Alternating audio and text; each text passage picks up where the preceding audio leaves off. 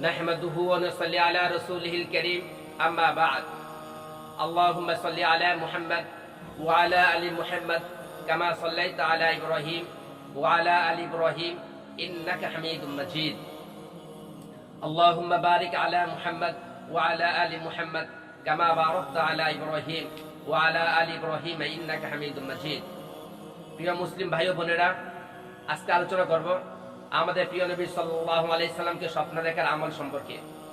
আমাদের প্রিয় নবী সাল্লাল্লাহু আলাইহি সাল্লামকে স্বপ্ন দেখার পরীক্ষিত কিছু আমল সম্পর্কে, যে আমল করলে আমাদের প্রিয় নবী সাল্লাল্লাহু আলাইহি সাল্লামকে স্বপ্ন দেখা যায়, যে ভুলের গুলি মিস হতে পারে।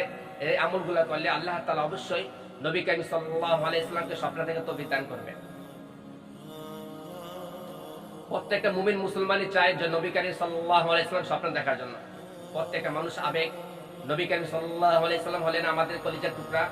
আমাদের প্রিয় নবী সাল্লাল্লাহু আলাইহি সাল্লাম হলেন আমাদের ভালোবাসা। আমাদের প্রিয় নবী সাল্লাল্লাহু আলাইহি সাল্লাম হলেন আমাদের সকল দুনিয়া সকল মহব্বত চেয়ে নবী করিম সাল্লাল্লাহু আলাইহি সাল্লাম মহব্বত। নবী করিম সাল্লাল্লাহু আলাইহি সাল্লাম ভালোবাসা। সকল আমার জান মাল আমার ছেলে সন্তান সকল কিছুতে প্রিয় হলো আমাদের নবী করিম সাল্লাল্লাহু আলাইহি সাল্লাম। আমাদের নবী করিম সাল্লাল্লাহু আলাইহি সাল্লামের জন্য প্রত্যেকটা মুসলমানের দিল নবী করিম সাল্লাল্লাহু আলাইহি সাল্লামের জন্য আমাদের জীবন জান প্রাণ সকল কিছু দিতে পারবো নবী করিম সাল্লাল্লাহু আলাইহি সাল্লাম ভালোবাসার জন্য। এই জন্য আসুন আমাদের নবী করিম সাল্লাল্লাহু আলাইহি সাল্লামের জন্য, নবী করিম সাল্লাল্লাহু আলাইহি সাল্লাম ভালোবাসার জন্য, নবী করিম সাল্লাল্লাহু আলাইহি সাল্লামের স্বপ্ন দেখার জন্য কিছু আমল করি, যে আমলগুলো করলে নবী করিম সাল্লাল্লাহু আলাইহি সাল্লামের স্বপ্ন দেখা যাবে। এক নম্বর আমল হলো, যার মধ্যে 5টি আমল থাকবে কমসে কম, যার মধ্যে এই আমলগুলো থাকবে সে নবী করিম সাল্লাল্লাহু আলাইহি সাল্লামের স্বপ্ন দেখতে পারবে ইনশাআল্লাহ।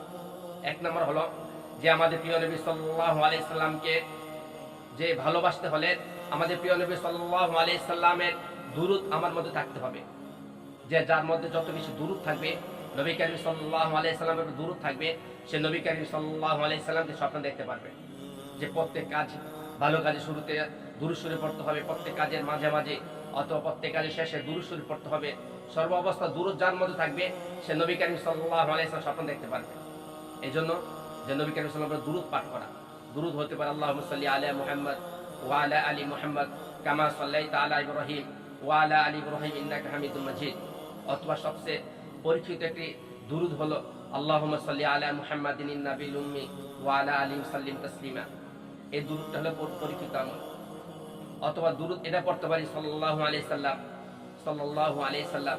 নবী করিম সাল্লাল্লাহু আলাইহি সাল্লাম যখন নাম শুনবো, যখন নবী করিম সাল্লাল্লাহু আলাইহি সাল্লাম ভালোবাসা দিলে জাগ্রত হবে, তখনই নবী করিম সাল্লাল্লাহু আলাইহি সাল্লাম দুরূদ শরীফ পাঠ করা। এই জন্য আসুন আমরা দুরূদকে বেশি বেশি করে আমরা পাঠ করি। আমাদের জন্য আমলকে আমরা আজ থেকে আমাদের আমলকে দুরূদের উপর নবী করিম সাল্লাল্লাহু আলাইহি সাল্লাম মহব্বতের দুরূদের উপর আমরা পাঠ করি এবং বেশি বেশি দুরূদ শরীফ পাঠ করি।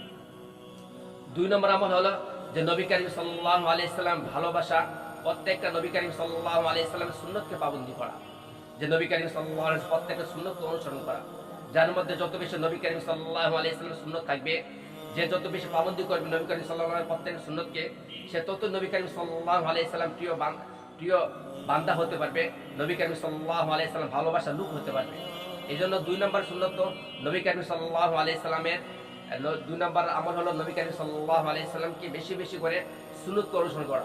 নবী করিম সাল্লাল্লাহু আলাইহি কিভাবে খাবার খেতেন, নবী করিম সাল্লাল্লাহু আলাইহি সাল্লাম কিভাবে ঘুমাইতেন, কিভাবে নবী করিম সাল্লাল্লাহু আলাইহি সাল্লাম চুল কাটতেন, প্রত্যেকটা সুন্নতকে নবী করিম সাল্লাল্লাহু আলাইহি কিভাবে পোশাক পরিধান করতেন, নবী করিম সাল্লাল্লাহু আলাইহি সাল্লাম কিভাবে বিবিদের সাথে কথা বলতেন, নবী করিম সাল্লাল্লাহু আলাইহি সাল্লাম কিভাবে মানুষের সাথে কথা বলতেন, প্রত্যেকটা কাজের আগে নবী করিম সাল্লাল্লাহু আলাইহি সাল্লাম সালাম দিতেন, প্রত্যেকটা কাজের শুরুতে বিসমিল্লাহ বলতেন, প্রত্যেকটা সুন্নতকে অনুসরণ করা।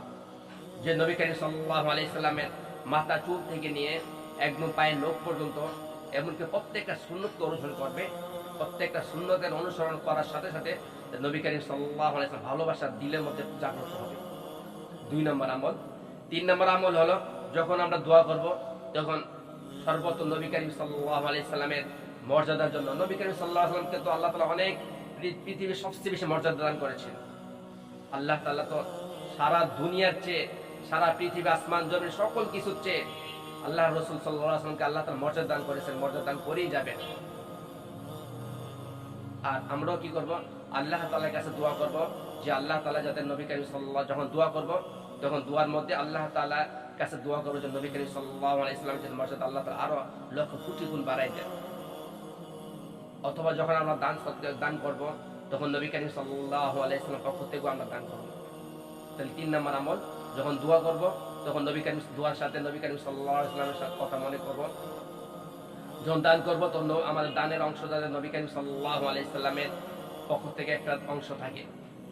4 নম্বর আমল হলো যে আমাদের জীবন, জান, মাল সকল কিছুর চেয়ে আমাদের নবী করিম সাল্লাল্লাহু আলাইহি ওয়াসাল্লাম মহব্বত দিলে থাকতে হবে।